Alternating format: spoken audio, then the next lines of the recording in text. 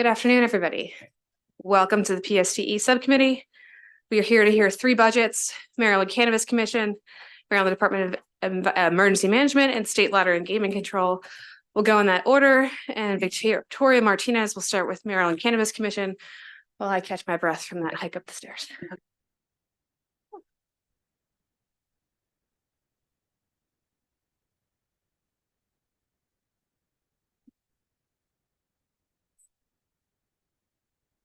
Thank you, Madam Chair and members of the committee. My name is Victoria Martinez, and I'll be presenting the Maryland Cannabis Administration analysis. The Maryland Cannabis Administration works to create an equitable, safe, and accessible medical and adult use cannabis program through overseeing licensing and regulation. As you can see on the first page of the analysis, the fiscal 2025 allowance increases by $5.7 million or 21.8% for a total of $32.1 million. MCA is primarily funded by special funds through the Cannabis Regulation and Enforcement Fund.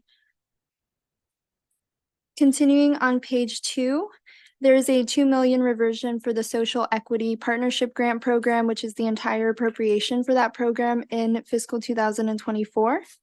MCA reported that for that program to get off the ground, the next round of licenses needs to be issued. And since they're currently in that process, there's not enough time to roll out those funds. There's one proposed deficiency of $2.8 million for cannabis enforcement activities provided by the Alcohol, Tobacco, and Cannabis Commission. MCA and ATCC have a memorandum of understanding for their collaboration on cannabis enforcement activities, where MCA holds authority over licensed cannabis businesses, while ATCC holds authority over unlicensed operators. Exhibit 1 on page 3 shows an overview of agency spending in fiscal 2025. The two largest expenditures are $11.8 million for personnel and $8.9 million for contractual services in the general administration program, including contracts for public health education and the patient application system.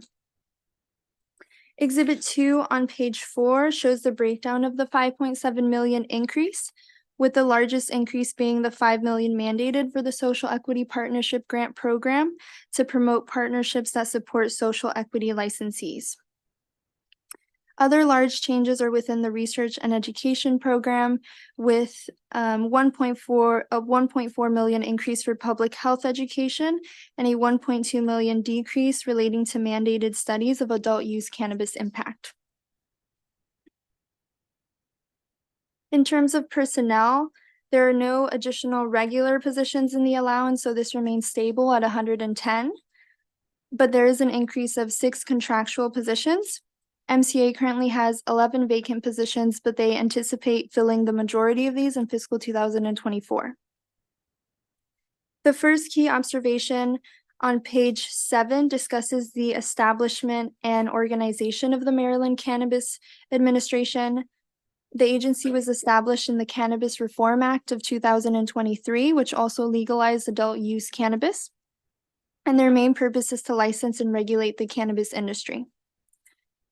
The agency is organized into 3 major programs, including General Administration, Regulation, Enforcement, and Compliance, and the Office of Social Equity.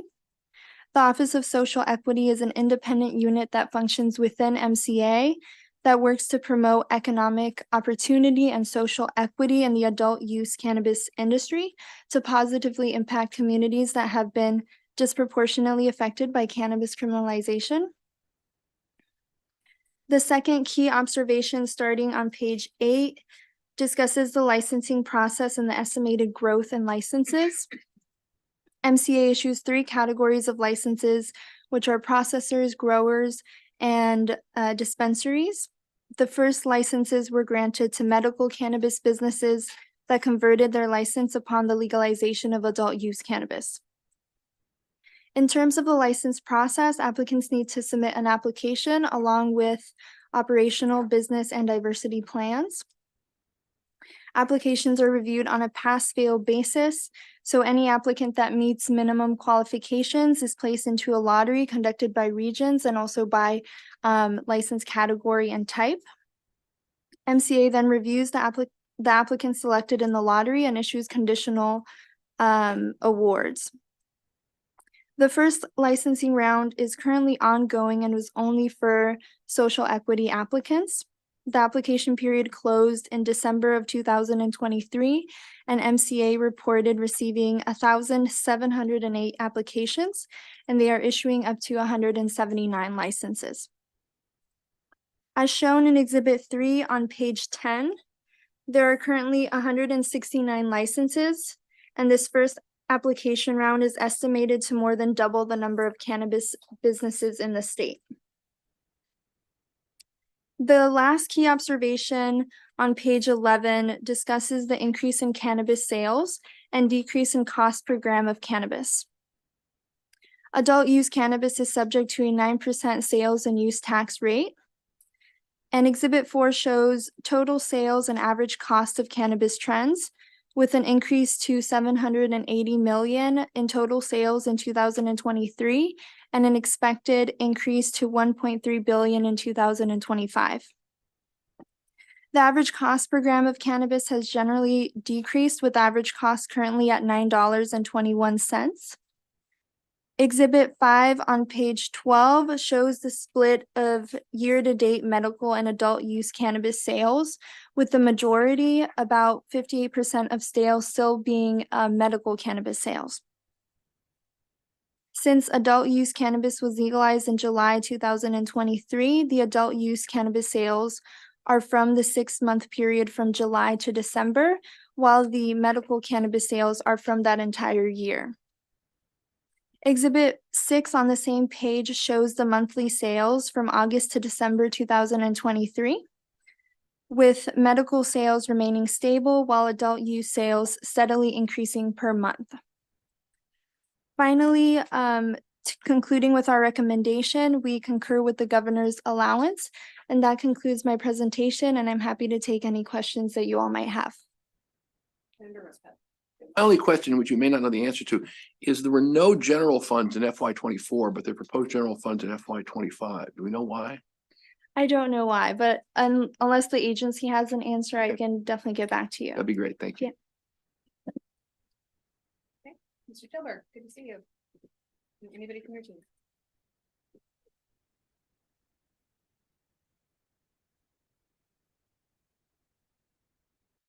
Afternoon. Madam Chair, members of the subcommittee. For the record, Will Tilburg, I'm the acting director for the Maryland Cannabis Administration. I'm joined here today by Andrew Garrison, our director of policy and government affairs, and a former DLS budget staffer. So of great help this year in our first as an agency. I want to start today by thanking the subcommittee for the opportunity to provide this briefing, to Ms. Martinez for her help with our first year of budget, and also to Ann Davis, our DBM analyst. Joined here today by two members of the team at the Office of Social Equity. First, Audrey Johnson, who is the executive director, and then Courtney Davis, who's also with her, who's the deputy director for the Office of Social Equity. And as Ms. Martinez noted, that is a new independent unit in the state that operates within MCA. So that means we provide shared services, IT, HR, et cetera, but the decision-making is their own to support social equity applicants and businesses. It's been a busy year as a new agency, and I thought I'd just start there with my brief remarks, because there was a lot of moving pieces during legislative session, and then afterwards transitioning the medical program. So with the medical program since 2017, that was operated under the Maryland Medical Cannabis Commission, which operated as an independent commission within MDH. So it was a part of MDH. All of our budget hearings were professional boards and boards and commissions, hearings. And so what the Cannabis Reform Act did was eliminate the Medical Cannabis Commission, eliminated the commissioners, and then transitioned staff of MMCC to a new independent agency outside of MDH. So while standing up a new adult use industry, we were also standing up a new agency. And so that happened. Separately, there is formerly the Alcohol and Tobacco Commission, that's now the Alcohol, Tobacco, and Cannabis Commission. Our partners who oversee the unlicensed marketplace and enforcement of criminal laws for cannabis moving forward. So the biggest piece this year was staffing. We were reliant upon MDH for a lot of services and now had to perform those on our own. So we, through FY23 and 24 budgets, were given 34 additional pins. At this point, we've added 30 additional staff since April of last year. So hiring has been happening at a quite rapid rate. And that does not include the 7 additional full-time employees that operate within the Office of Social Equity. So a tremendous amount of hiring that has occurred over the last year. In terms of agency operations, the governor signed the bill on May 3rd, the Cannabis Reform Act into law. We submitted emergency regulations, Andrew's office did, on May 26th. So it was a very quick turnaround to then stand up the marketplace for July 1st. The typical turnaround time across adult use states is 18 months. We were able to do it in less than 3. So I'm very proud of the work of the agency. And that was in large part due to the support that we received from the administration and from our partners at DBM and DGS and other agencies. Certainly couldn't have done it ourselves. It has been a very smooth rollout since July 1st. With, as was noted, sales that have been increasing, but health and safety metrics, we haven't seen increases in drug driving and other things that we continue to monitor. Two additional notes before ceding to any questions. First, it was really important that as a new industry and now for the first time allowing individuals 21 plus to have access, that we had a robust public education campaign.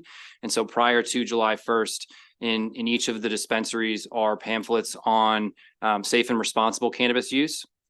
And then also we have billboard, gas station, pump, transit ads running, as well as TV and radio on safe and responsible use, on purchase and possession limits, drug driving, other matters, so that the public is informed. And then along with the Department of Policy, have been working closely with local partners. This is new for everybody except for us. And so wanting to make sure all stakeholders are educated on the industry, on the laws, and on what's upcoming. The last piece I'll touch on is the last thing that Ms. Martinez noted, which is the licensing process. We, as was noted, received 1,708 applications. Of those, more than 85% passed. We're currently in the process of providing the 200 odd businesses that did not a records review. That's where they can come in and see the specific grounds for why they failed. That can inform future application rounds. So we are enabling those who did not pass to submit again without additional charge in the next licensing round. So there are 3 separate licensing rounds contemplated under the statutory framework. So the records review is ending on the 29th of February, and then we anticipate having the lottery shortly thereafter.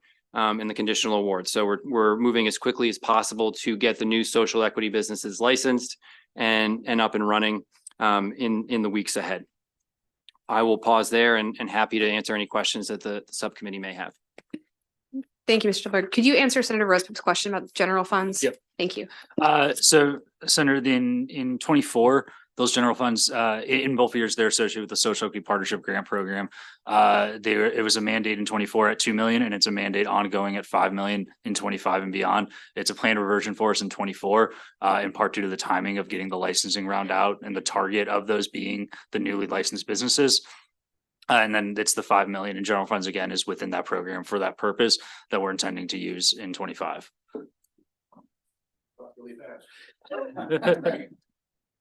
So you're saying the law mandated 5 million In subsequent years, yep. in which year? Sorry, when? 25 and beyond. Okay, and for 24? It was the 2 million. It was mandated, but it was a planned reversion that was provided to DLS with the budget, so it's not showing on their charts. I'll take your word for it. But so what happened to that $2 million? It's going to be cash balance for you all in 24. I see. Okay, I see. And plus, you're going to get another 5 in 2025 under this proposal. Correct. And I wasn't involved in writing the legislation, so I don't know these. Why do you know why that was funded out of general funds instead of out of special funds? It's my understanding that generally when there's mandates written in, it's general fund spend rather than special fund spend. So when DBM's putting the budget together, if there's a mandate that's put in, it defaults to being a general fund mandate. Something new every day. Could we look into that?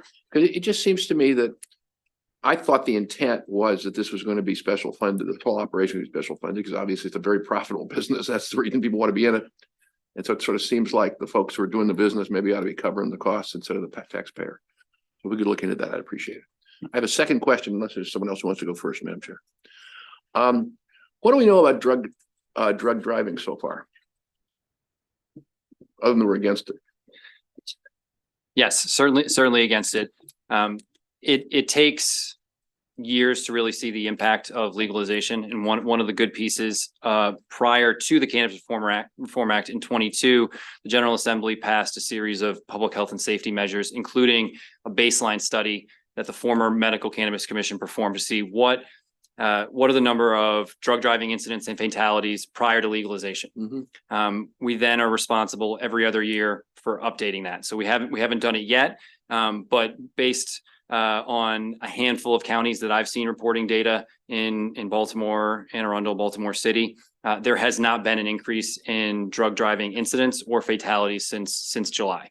But it's something that we're responsible for reporting to you all. That's what I figured. That makes sense. So the pre-legalization studies showed what in terms of the rate? In terms of the rate? The rate at which people were caught driving under the influence? I don't have that in front of me, so it's within the report. So we can certainly great. pull that and Okay. share with you in your Yeah, office. just a summary. So we have a sense of it. Thank you. Thank you, Madam Chair.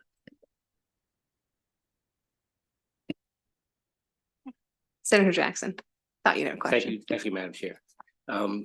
So if you could, as you're looking at those numbers, look at the other states who have had this up and running for a while.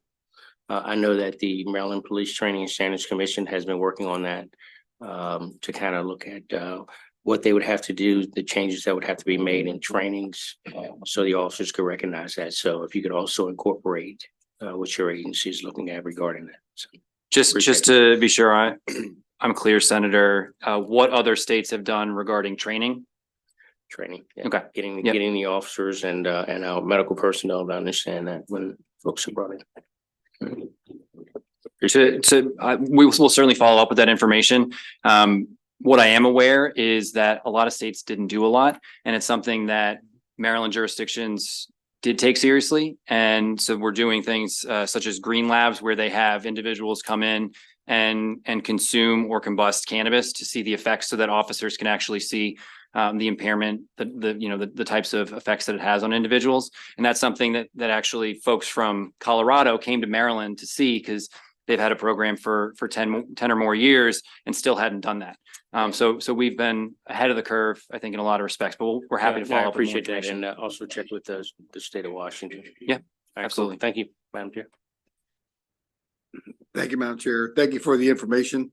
It's always good to be ahead of this. We can, I guess, fall in a hole if we don't keep ourselves abreast, but I know there has to be certain standards and ways how we can, how people can be a part of this system. You know, we legally selling the cannabis, but I know by location, you have so many in throughout the state.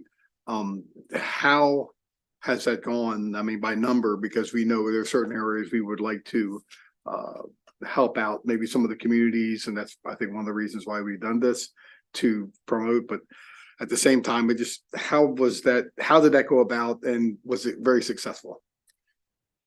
No new licenses have been awarded yet. So the existing operators are those that had medical licenses and converted for July 1st. This next round of 179 licenses, which we expect to have the lottery here in the next couple of weeks, for growers and processors, they're awarded per statute by region. So we divided the state into 4 regions: Eastern Shore, Baltimore City North, Anne Arundel South, and then sort of Montgomery West. And so other than the Eastern Shore, the 3 regions all have similar populations. But the Eastern Shore, they're all getting the same number of grower and processors. We identified that the Eastern Shore was underserved previously with a number of medical licenses, and also has better farmland for growing operations. So it made sense to have a more sizable number of licenses compared to population. So it is 4 growers per each region and 6 processors per each region that will be awarded. And then for dispensaries, it's by county as laid out in statute. And again, it's primarily driven by population, but also other market demands. So for instance, there's some Western Maryland counties that have smaller populations, but they're in the metro Pittsburgh area. And so we would anticipate they would have more individuals visiting. So we can share the specific numbers. We have maps that show the additional numbers per county, per region. Happy to share that with you. But in this first round, most counties are getting 2 or fewer dispensaries. And then again, the growers and processors are regional, and it would then be up to the businesses to site within those regions. Now, are we trying to, I guess, work with those with the medical, because they have their locations already, to help this out so we can get replacement? I think So Senator Rosapep's question about the Social Equity Grant Partnership Fund actually contemplates just that, where existing operators will mentor and assist new businesses in getting sited. That could be leasing some of their own space, which is already zoned appropriately, or otherwise helping them to get operational. But that's the reason why I said that. They're Yeah. already in place, they're already zoned. You know, we've already made sure with doing the medical that we made sure that everything that we talked about, making that legal in that sense. That's why we did that way. I think we could go back the same way with that policy. I think it would be a help, that's all. Exactly correct. Yeah, thank you, Senator. Thank you. Thank you. Just a couple quick questions. Where's the market on a field test for impaired driving as a follow-up to the questions before? Always right around the corner. Okay. So there are a couple of jurisdictions, Colorado's one that set a per se limit of THC in the blood. The science isn't great that that's actually related to impairment. There are actually a few Maryland companies that say that they're pretty close. But I've been now working in cannabis space for 6 years, and it's always been pretty close. Okay. When a miracle does happen, can you let the Yes, subcommittee yes. know? You'll be Okay. the first to know for sure. Thank you. Thank you. Other quick question. I know hemp has been a hot issue, pun intended. Where is that in the courts and implementation? Yes, so the Reform Act itself established a THC threshold where if you were above 0.5 milligrams of THC per serving or 2.5 per package, the product had to be within the adult use marketplace. So there were operators that were selling products that exceeded that amount that did not have licenses. So there was a lawsuit brought in Washington County and an injunction put in against the state from enforcing that sales provision in October. So the licensing process, which was part of the lawsuit, was not enjoined. So we have continued with that. Okay. And there's a motions hearing scheduled for late March, and then a trial scheduled for February of 2025. Okay. All right. Thank you. And last question. Is the disparity study complete or is it still in process? We can check on that. So the Okay. Cannabis Administration doesn't actually perform that. Right, It's transportation. it's been rolled within MDOT's every 5-year study is my understanding. Okay. So it's part of that larger process, but we're happy to check with them and follow up with the subcommittee. Okay. I know it's important to the subcommittee, just moving forward. Okay. Seeing no further questions. Thank you very much. Thank you. Thank you, Victoria. Next, we have MDEM with Samantha Tapia.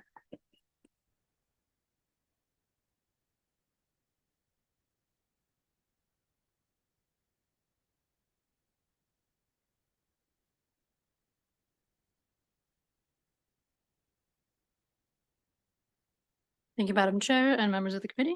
Again, Samantha Tapia presenting the operating budget analysis for the Maryland Department of Emergency Management. Looking at the operating budget summary on page 1, the fiscal 2025 budget is an increase of $783,000 or 0.1% over fiscal 2024 to $914 million. Looking at page 3, the majority, 75% of this is federal funding, $698.7 million in grants, much of which is carried over multiple years. 911 surcharge grants, state and county shares together comprise another 20% of the budget, or $183.1 million. There's $20.1 million for various fire and EMS grants, and the remaining 3% of the budget is for personnel and other operating expenses. The total change in budget can be summarized by a few larger changes. 1.2 million for salaries and benefits for existing employees and for 10 conversions of contractual employees to regular positions. 2.15 million for rent at the new headquarters location in Hanover, Maryland.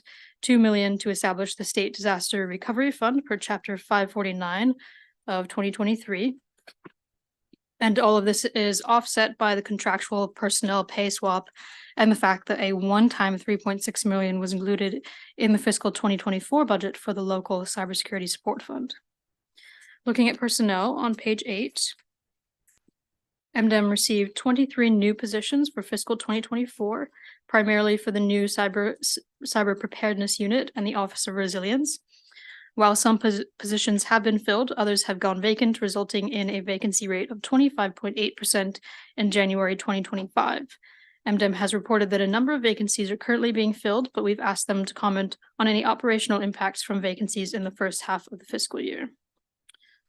Regarding new positions in fiscal 2025, all 10 new regular positions are administrative contractual conversions. MDEM reports that it will need further positions to staff the new State Disaster Recovery Division, and we've asked them to comment on a timeline for adding these new positions. Looking a little closer at federal funding and the revolving loan fund, Exhibit 2 on page 4 has a breakdown of federal grant sources all through the Federal Emergency Management Agency, or FEMA. Exhibit 4 on pages 6 and 7 lists federal funding applications that are IIJA source, or the Federal Infrastructure Investment and Jobs Act. One of these applications is for funding through the Federal Safeguarding Tomorrow through Ongoing Risk Mitigation, or STORM Act, which authorized a total of $500 million starting in fiscal 2022 nationwide for 5 years of support to states in establishing revolving loan programs for hazard mitigation. An award of approximately $6.6 million is pending with FEMA for Maryland's new revolving loan fund, while $25 million in general funds was allocated to the fund in fiscal 2023 for the purpose of meeting the required 10% state match, as well as providing fully state-funded grants. An application package submitted in April 2023 included a total request of $25.25 million, while MDEM received notice of the approximately $6.6 million award in September 2023. As of this January, MDEM was awaiting further guidance on how to distribute the award among the project applicants. We've asked MDEM to comment on the status of the award and distribution and have recommended adopting committee narrative to request an update in December 2024. Then looking at cybersecurity, chapters 241 and 243 of 2022 established the Cybersecurity Preparedness Unit and the Local Cybersecurity Support Fund, which both appeared in the MDEM operating budget in fiscal 2023. This was while planning application for funding through the State and Local Cybersecurity Grant Program, or SLCGP, administered by the Federal Cybersecurity and Infrastructure Security Agency, or CISA, which ultimately awarded Maryland $6.4 million. A general fund application of $3.6 million was included. Appropriation of $3.6 million was included in the fiscal 2024 operating budget to administer the program and provide funding for the 10 to 20% required state match. The fiscal 2025 budget includes $583,000 approximately in general funds for ongoing administration of the program. And as of January this year, MDEM was planned on opening the fund to local applications with the goal of issuing awards in May of this year. We've recommended adopting committee narrative requesting a report in fiscal 2025 to update the committees on the status of the program activity and funding distribution. But otherwise, we recommend concurring with the governor's allowance. Thank you. Thank you, Samantha. Samantha, Chair Gazzoni is particularly interested in making sure the money we set aside for Storm and I believe for Brick is being fully maximized. So can you speak to more, and then I'll ask the secretary, but we put 25 million in state funds down, anticipating that needed to be 10% of what we could get. We are following up on a number of questions on that, and the MDEM may be able to comment further on that as well. Okay. Thank you. Okay. Mr. Secretary, good to see you. And anyone from your team.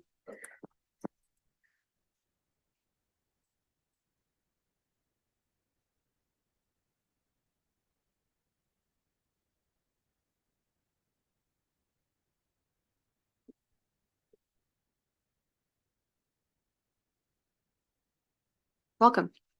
Thank you. Chair Elfrith, members of the committee, thank you for having me here today. For the record, I'm Russell Strickland, the Secretary of the Department of Emergency Management. I appreciate the opportunity to update the subcommittee on the department's activities and address the items contained in the operating budget analysis prepared by the Department of Legislative Services. I'd like to acknowledge and thank Ms. Tapia, who has spent many hours working with us. She's been wonderful to work with this year. We'd also like to acknowledge Christina Jorge Tunya, our DBM analyst, who has provided invaluable guidance throughout this fiscal cycle. Accompanying me today is Deputy Secretary Chaz Eby and Director of Mission Support Janet Moncrief. You have our written testimony, but I'd like to take a few minutes to highlight some important progress our department has made this year. The governor has set clear priorities and objectives for the executive branch, emphasizing data-driven approaches that support our collective goal to leave no one behind in this state.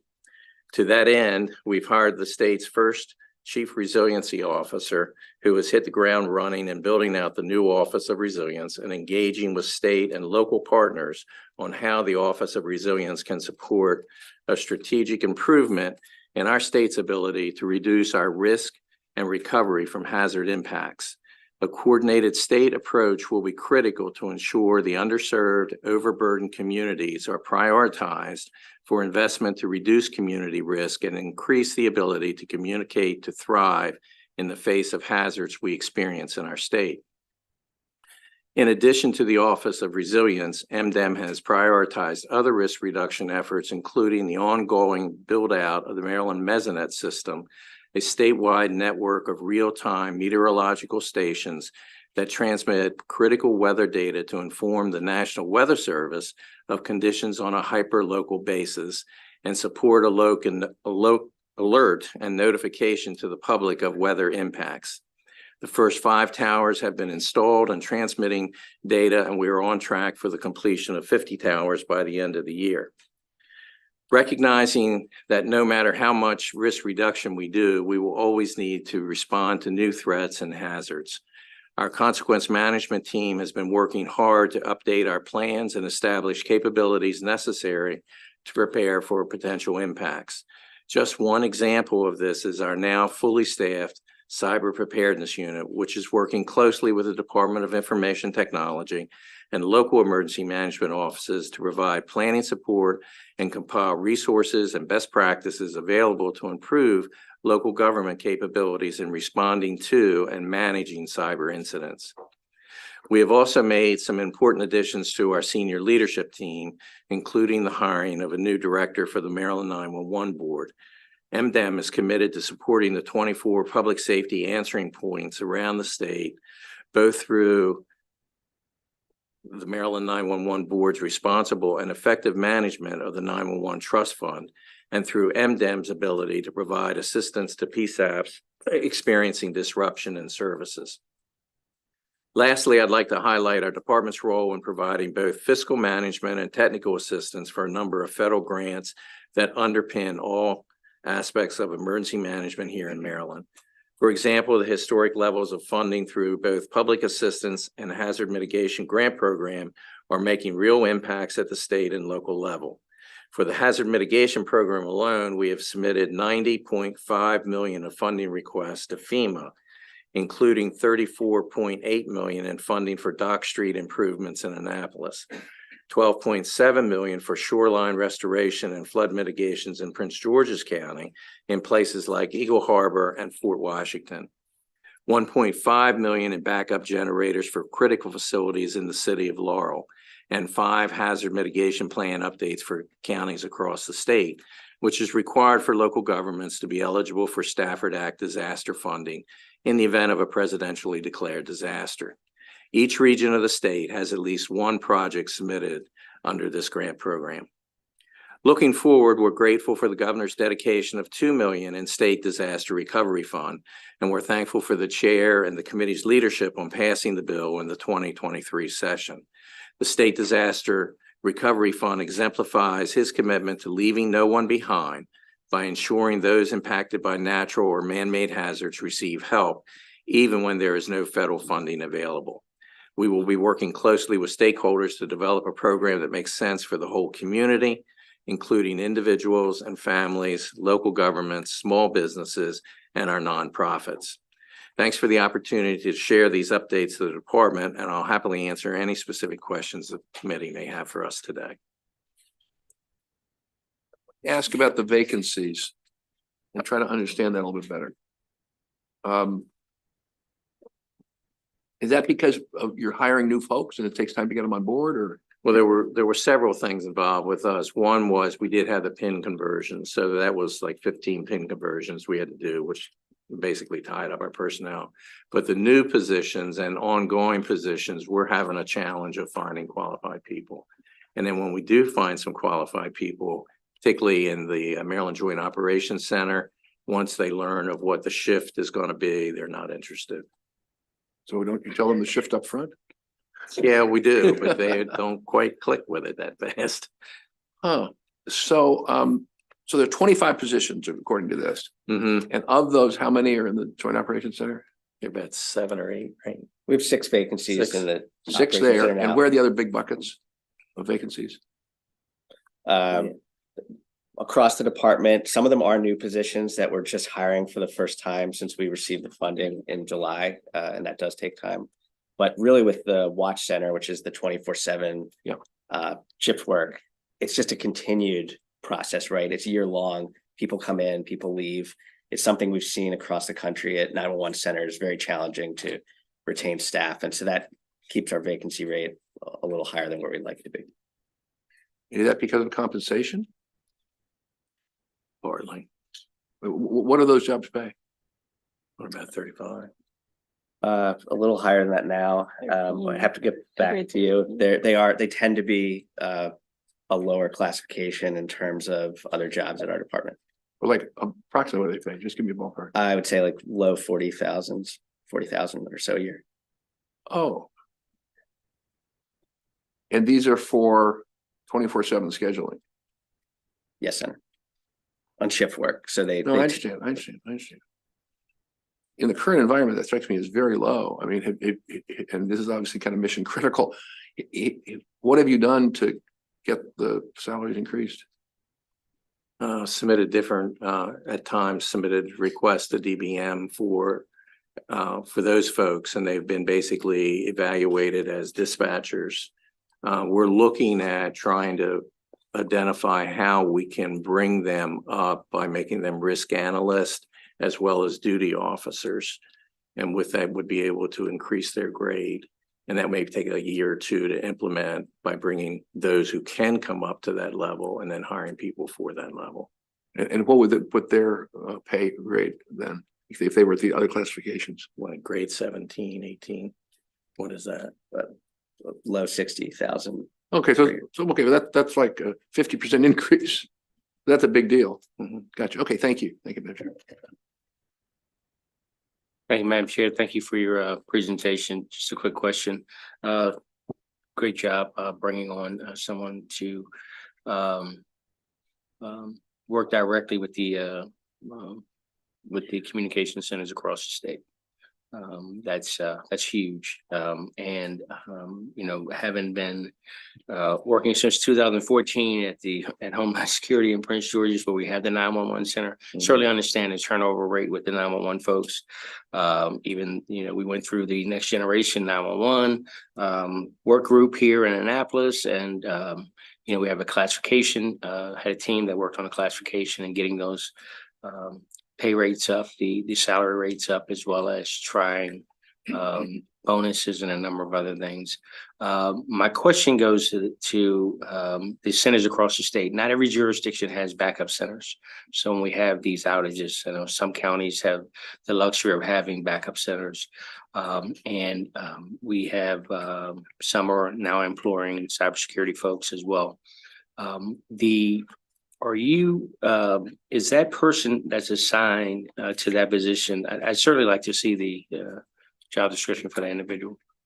For that. As far as it goes for the 911 executive director. Yeah. So we can get you a copy of that. Yeah. And so I think, one of the biggest challenges is you know, what happens is when we suffer an emergency and that center goes out, and that's nothing new, but it's something now that we have a new agency that can kind of focus on that. And we certainly would be, this committee would certainly be interested on how that impacts.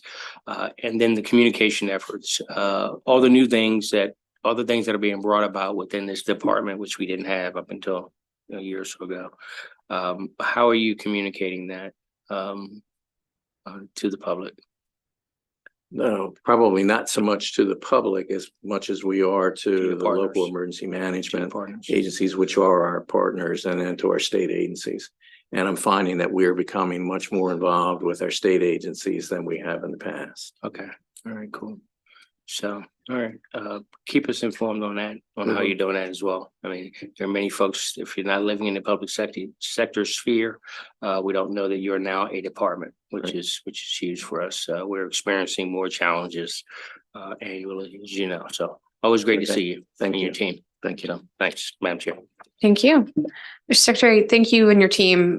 I think you've grown exponentially in the last few years, and to meet the moment of the recovery, of resilience, of all of the disasters and threats we have to the state. So we greatly appreciate the energy and work you've done in leading this department and your staff in making sure we are well positioned to respond to almost anything.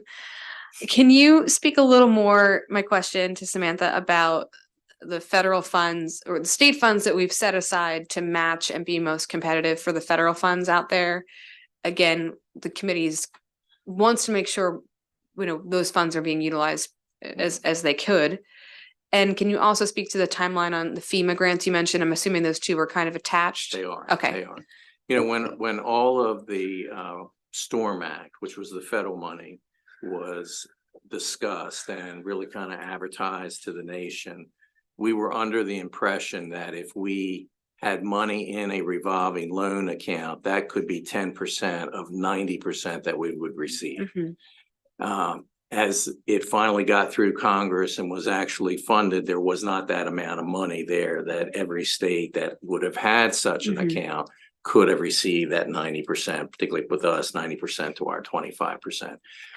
Currently with that program, and I literally asked the FEMA administrator face to face this the other day, is exactly where are we? Because we've been advised of what we will be awarded. We have not been given the instructions and process as to how we can obtain that money. So she had to get back to me on that and has not gotten back yet. And that literally has been maybe 3 weeks at the most. Okay. The 25 million we've been holding with the idea that we thought we were going to get 90% on top of that. That's not working. We do have a plan of where that money can be loaned at this point in time, and we'll be in the process of getting that out. Okay. And what's the timeline on that? I would say short. It This is spring. Yeah, thank you for the question, Madam Chair. Once we get the information on FEMA and how to apply for the award, we actually have applications in queue that exceed the 25 million that we have. So a bit of it is just strategic budgeting, right? Like how much do we lend out to ensure that we still have a bolus available for the next FEMA grant cycle? But we could make the loans pretty quickly as soon as we get the information from the federal government.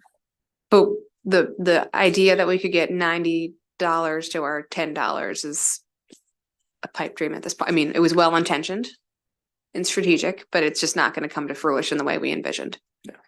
Okay. The faster you can think through that, I just want to take advantage if you do need to change the law while we are here instead of having to wait till next January. And I just don't want there to be a lag if you do need some type of nip or tuck to the money there. And then, Mr. Secretary, you mentioned the timeline on the FEMA grants. Obviously, I'm very interested in the one pending for my district. Soon-ish is what they are telling us. Those are ready, yes. Okay, good. Senator Rose Pep. Following up on that. So we don't know when we're getting any federal money, but might be soon. That's on the revolving loan. That's what I meant. account. That's what I meant, on the revolving loan On the account. Storm Act. On the Storm Act. So we don't know when, but it might be in the near future. Should be. Okay. I mean, the money has been awarded, has been identified and publicly announced. So it's a matter of what the process is. I understand. for FEMA. I get that. It's a new program for them to But do we know what the match rate will be? 10%. Oh, it'll still be 10%. It'll just be of a smaller amount? I don't. Of that money, we would have to have 10% to match what that money is. Okay, but if we got 25 million, Mhm. we're We'll not, be able to cover the match for the first year without any problem. The question then becomes is how much of that fund do we go ahead and loan out versus keeping some of it back for the next round of storm money that would come from the federal government? I get that, but I'm really asking the question. I mean, how much federal money is there? 6.7 million, I think. 6.7? 6.7 million. It can't be million. 6.7 million. That's what was awarded for Maryland. for Maryland. There is, Okay, I see. This I didn't understand at all. So they've already decided how much we get, but just not how to get it? Right. Oh, I missed that entirely. So we got 25 million aside, basically right now to match $6.5 million. Mhm. Gotcha. Okay, that was the big idea I was missing. Okay, that was one question. That helps. Second question is, what are the terms of the loans that we're going to be making? That's in the law, isn't it? yeah, it's, The exact. we have some leeway on that, but some of what we need to take into consideration is the amount of funding that the applicant has. So, whether it be a county or municipality, depending on how much they have, we can lower the interest rates to up to even 0% if it makes sense, if they're going to get a good return on investment for that area. So we do have some leeway I see. there. So you negotiate that on a case by case basis. Yes, we can. And what about the terms of the loan? I mean, the term, how long? There is some leeway there as well, but they're relatively long term. I know at least 30 years, like a mortgage I almost. see. Okay. All right. Thank you. Thank you, Manager. I think I understand it. It's still 10%, but the total pot of money is less than we anticipated to fully Yes. utilize the 25 million by a wide margin. Yes. Okay. Yes. Is there other federal funding that we could use this money to leverage? And if so, does it require any change of law or anything from the General Assembly? I'm not aware of any. Okay. No.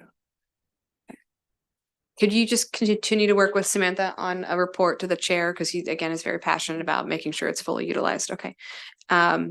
Lastly, thank you for the State Disaster Recovery Fund and all the work that your team did on that. Grateful for the $2 million. Really hoping we don't have a major storm that doesn't completely diminish that in the first year. But I appreciate your advocacy on that and fighting for it, and hope it grows over time, and hope my colleagues don't have to ever take advantage of it the way my district will have to. So, okay. Looks like that's it. Thank you very much. Great. Thank you very Okay. much for your support. All right. Next up, Micah Richards with the State Lottery and Gaming Control Agency.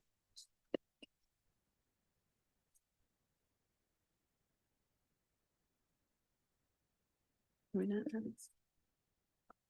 we not have any of those?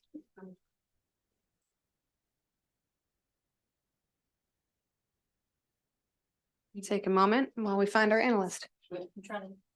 Okay, thank you.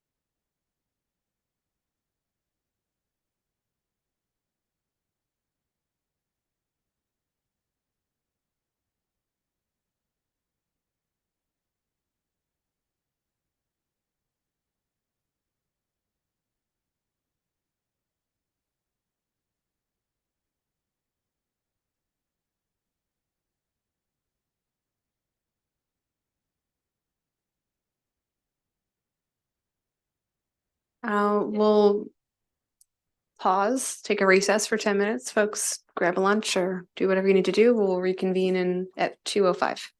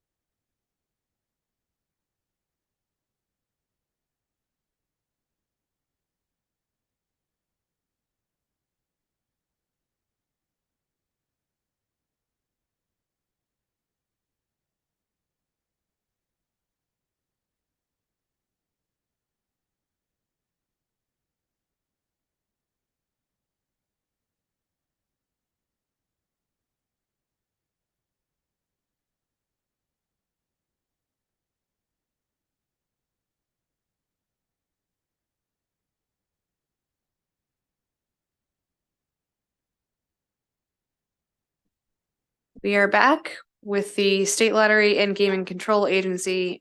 Micah, when you are ready.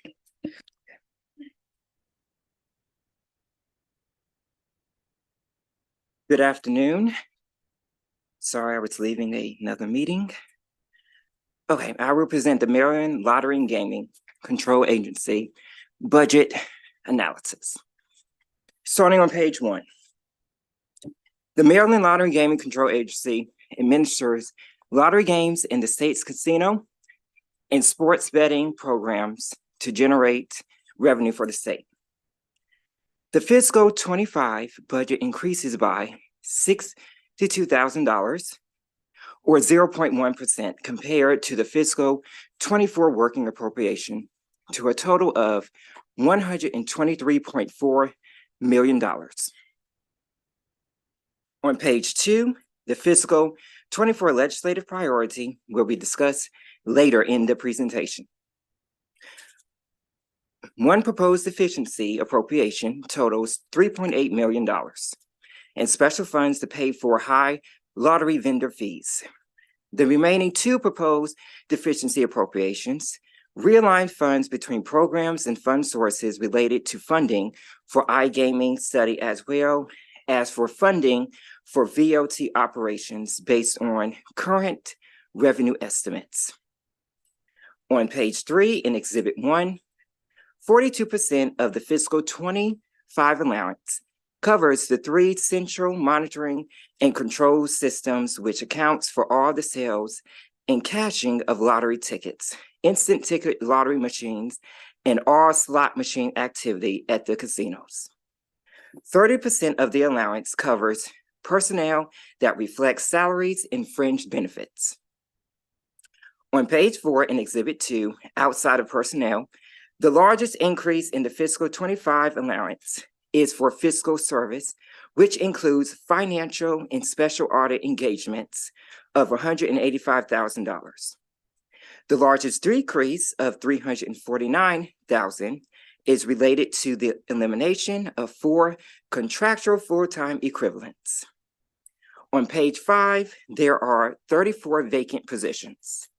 The Lottery and Gaming Agency have a decrease of 4 contractual full-time positions between fiscal 24 working appropriation and fiscal 25 allowance. Of the eliminated full-time positions, 4 were financial investigators for the gaming licensing department. DLS requests for the Lottery and Gaming Agency to discuss the reasons for the decrease and how these functions will be performed in fiscal 25. On page 6, Exhibit 3 provides information comparing compensation for retailers among various jurisdictions, including Maryland's neighboring states. Data is for fiscal 23, except where noted. Data for fiscal 22 was used where fiscal 23 data was not available. Maryland has a 6% sales commission and a 3% cashing commission. On page 7 in Exhibit 4, a provision in the Budget Reconciliation and Financing Act of 2024 reduced lottery agent sales commissions from 6% to 5.5% of gross lottery sales and the prize ticket cashing commission from 3% to 2%. Reduced commissions result in an increase in revenue to the general fund. General fund revenues are expected to increase by $2.2 million in fiscal 24 and by $27.2 million in fiscal 25 due to reduced lottery agent sales commissions and prize ticket cashing commissions. On page 8 in Exhibit 5 shows total lottery sales and distribution of those revenues from fiscal 22 to 23. The operating budget increased by 7.3%. Agent commission earnings increased by 7.8%. Prizes increased by 2.2%. Net general fund revenues increased by 3.2%. And the other disbursements increased by 52.4%. On page 9 in Exhibit 6, MGM National Harbor had the highest casino revenues in fiscal 23 at $895.7 million. From fiscal 22 to 23, revenues for MGM National Harbor increased by 8.8%. Ocean Downs revenues increased by 4.2%. Live revenues increased by 0.7%. Hollywood Casino Perryville decreased by 5.5%. On page 10 in Exhibit 7, after our video lottery terminal revenue distributions have been made, the Education Trust Fund receives the rest of the dollars. From fiscal 22 to 23, the total video lottery terminal revenues increased by 1.2%. From those revenues, the Education Trust Fund distribution increased by 0.9%. Licensee distribution increased by 1.4%. Horse racing distribution increased by 1.6%. Local impact grant distributions increased by 1.2%. The small minority and women-owned businesses account distribution increased by 1.6%. And the lottery and gaming operating expense distribution increased by 1.7%. On page 11 in Exhibit 8 from fiscal 22 to 23, the table game revenues increased by 6.3%. From those revenues, the Education Trust Fund distribution increased by 6.4%. On page 12 in Exhibit 9, the sports wagering and fantasy competition proceeds distributed to the Blueprint for Maryland's Future Fund totaled $37.8 million in fiscal 23. 55% came from mobile sports wagering proceeds and 30% came from license fees. The estimated fiscal 24 distribution is expected to increase by 20% compared to fiscal 23. On page 13, DLS recommends the Maryland Lottery and Gaming Control Agency to concur with the governor's allowance. On page 14, the 2023 Joint Chairman's Report requested for the Lottery and Gaming Agency to submit published monthly reports for sports wagering with additional information on the major types of bets being placed.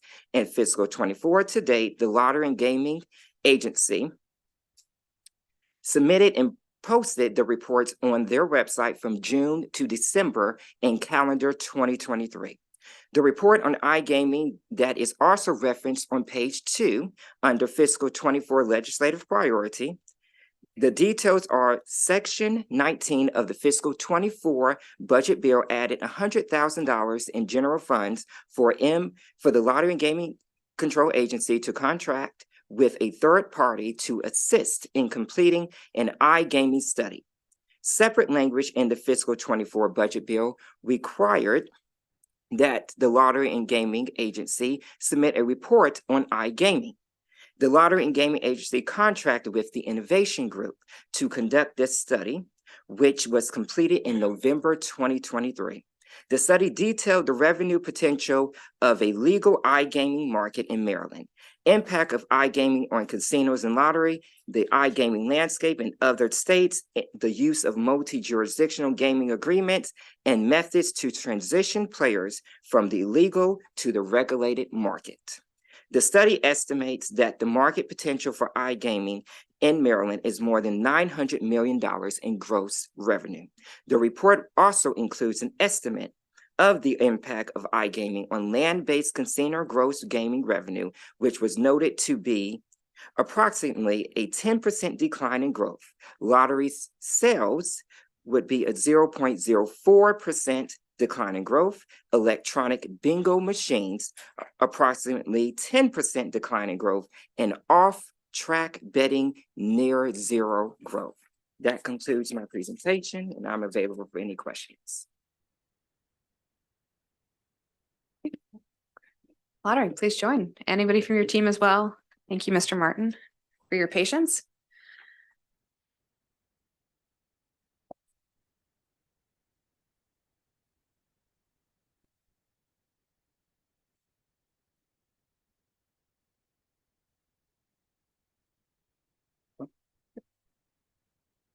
Good afternoon, Chair Elfreth, and the members of the Public Safety, Transportation, and Environment Subcommittee of the Senate Budget and Taxation Committee.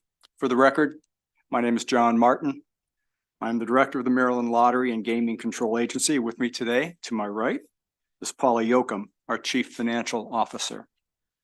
The only two people left in the cheap seats are Angela Jones, our Budget Director, and James Butler, Assistant Deputy Director and Chief of Staff. We welcome the opportunity to appear before you to present the Maryland Lottery and Gaming Control Agency's fiscal 2025 budget. At this time, we would like to thank the Department of Legislative Services, and particularly Micah Richards, for his excellent work and analysis of our budget.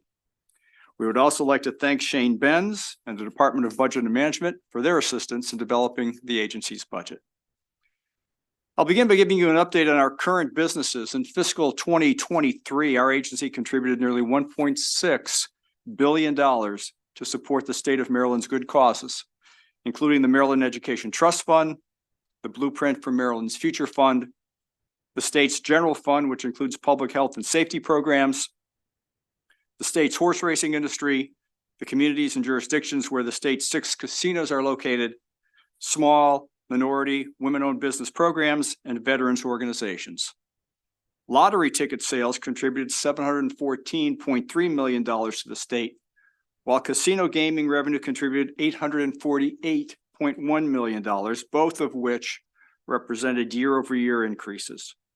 Meanwhile, sports wagering and fantasy competitions, including daily fantasy sports, combined to contribute another $26.4 million. The Maryland Lottery program has operated for over 50 years and enjoys broad participation across the state, as 74% of adult Marylanders report playing at least one lottery game in the past 12 months. Since its inception in 1973, traditional lottery sales have exceeded $59.6 billion and have contributed more than $19.3 billion in revenue to the state. The mission of the casino gaming program is to generate revenues for the state of Maryland and to create good paying jobs while maintaining integrity, security, transparency, and fair play. From the opening of Maryland's first casino in September 2010 through the end of fiscal 2023, slot machine and table game revenues generated by the 6 casinos totaled more than $15.9 billion. Casino gaming contributions to the state through fiscal 2023 totaled more than $6.9 billion. The distribution of casino gaming revenue is directed by statute. The casinos generated nearly $2.1 billion in gaming revenue from slot machines and table games during fiscal 2023, a 2.9% increase from fiscal 2022. A U.S. Supreme Court decision in 2018 paved the way for states to legalize sports wagering. Maryland joined a growing list of states to implement sports wagering when voters approved a referendum in November of 2020. As of February 2024, there are 13 retail sportsbook facilities and 12 mobile online sportsbooks operating in Maryland. Each sportsbook contributes 15% of its taxable win to the Blueprint for Maryland's Future Fund, which supports public education programs. In fiscal 2023, these contributions totaled nearly $25.3 million and are on pace to nearly double that in fiscal 2024. The agency continues to substantially deepen its organization-wide commitment to emphasizing the importance of responsible play across all lines of business. During FY 2023, the agency began working on a responsible gaming program jointly sponsored by the North American Association of State and Provincial Lotteries, NASPL, which is our industry trade association, and the National Council on Problem Gambling, NCPG, in Washington, D.C. The agency plans to submit our first application for the sustaining level to NASPL NCPG later this calendar year. Our group of more than a dozen staff members from multiple departments are spending much of 2024 working on the submission, which will include summaries and documentation of the agency's responsible gaming efforts pertaining to employee training, retailer training, public education and awareness, product oversight, research, and advertising. Agency staff have also increased collaboration with the University of Maryland's Center of Excellence on Problem Gambling, with regular meetings between MLGCA and the Center of Excellence staff to coordinate activities and training opportunities. Last year, this subcommittee asked us about our vacancy rates relative to regular positions within the agency. Today, we are pleased to report, and as an update to the DLS analysis, Our vacancy rate has dipped to less than 3%, with 22 of the 32 vacant positions either filled or actively in process and being recruited. As it relates to the FY 2025 budget, we concur with the DLS recommended action and request your approval of our FY 2025 budget as submitted. Thank you for your time. We're happy to answer any questions. Thank you, Mr. Martin. That was concise. I know the committee is very interested in continued monitoring of sports wagering, and I'm going to ask the subcommittee to entertain a continued monthly report from your agency. Do you have any problem with that? No, no. Okay, I think it's just a good thing for us to keep an eye on in terms of trends. Senator Rosepap. I forgot, but now I remember. Same question that I had for the Cannabis Commission. What is the general fund money? Why is there general fund money in your agency? Why is it used? We contribute to the general fund. The I thought it says, budget, I'll take that. Okay, sure. So on the lottery side, it's special fund. On the gaming side, it's a combination of special fund and general fund money. That on the gaming side is because we only get 1% of the slot machines. We do not get any percentage of table games at this point. So it's not fully funded. And then on sports wagering, we were only a special fund the first year, right? Because we could use the A1 and A2 license money to offset our administrative costs, which we did to the tune of about $1.7 million. In 23, it was general fund. 24, 25, it'll continue to be general fund until the renewal period, which is 5 years after the licensee. And at that time, we could again use A1 and A2 license renewal fees to offset, and that would then be a special fund in that situation. so the big picture is on an ongoing basis, it's not really supporting itself. It's basically those two have to be subsidized for 4 out of 5 years. Yes. So for sports wagering, we don't get any type of allocation to support our agency. Everything either goes directly to the blueprint or to the problem gambling, depending on what that revenue income is. I think it's an issue we ought to talk about, Madam Chair. Thank you. Thank you.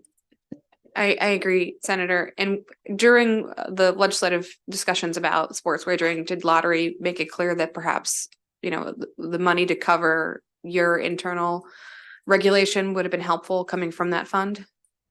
Yes. Yes. Okay. Okay. Okay. Can we speak a little bit about the iGaming and study? I'm concerned about what I feel is an underestimation of job loss to brick and mortar casinos. Does lottery have any take on that? We've read the report as you have, Senator. My understanding of the report as it was put together was a composite of interviews of other jurisdictions and what they've determined based on those other jurisdictions and looking at the Maryland market is that I believe it's a 4 to 8% job loss differential, I believe they were looking at. And I think they, as you recall from the report, they talked about the fixed jobs and the variable jobs. And again, a lot of that is a function of how those casino properties would tend to, where they can, incentivize players to come in and whether it be hotel rooms or other promotions or incentives to help mitigate some of that loss. Plus, as you, again, probably recall from the report, the development of studios that would actually do the casino gaming draw variables and have those dealers the training the video actually done within again mitigating some of the job loss. Okay, just to editorialize for a moment, I think it ignores the law of large numbers. 8% of, let's say, 4,000 jobs in the casino in my county is a whole lot of jobs, so it's something of concern for me. Okay, see no further questions. Thank you, and thank you for your patience. Thank you. And that concludes our hearing today. But wait, we are back here on Thursday to hear the subsequent injury fund, uninsured employers fund, the judiciary, and the MDVA. See you all on the floor.